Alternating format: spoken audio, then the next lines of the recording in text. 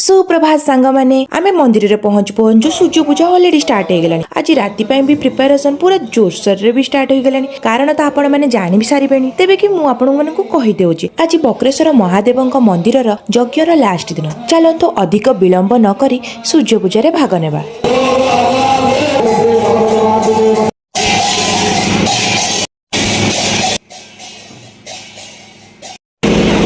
एबे सूर्य पूजा सरवा बाद गो पूजा भी मध्य स्टार्ट हो गला। जेमिति कि गोटे गोटे कार्यक्रम शेष होची सेते अधिक दुख भी लागुची। मते लागुची आम पूर्वपुरुष माने यज्ञ स्टार्ट करथिले विश्वर मंगल कामना पाए, किंतु मते लागुची कि आजिर जाकजमक समयर भिड़ भितर हजि जाइतिबा लोक माननकु एकाठी करिवा पई ये 5 दिन एते जल्दी सरी गला कि जे समयर किछि जणा ही पडिलानी। कालीटो गाँटा ना पूरा खाँ खाँ ही लागिबो।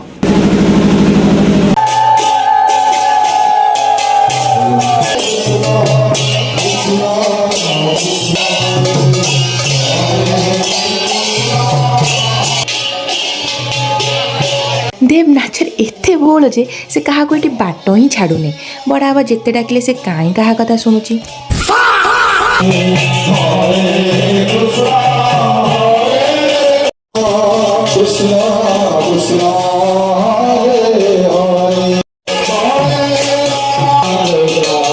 सांग माने यज्ञ लास्ट सबुतिक कार्यक्रम तो गोटे वीडियो रे कवर करी हेबनी, सेतिपाई मु याकू 2टी पार्ट कर देछि।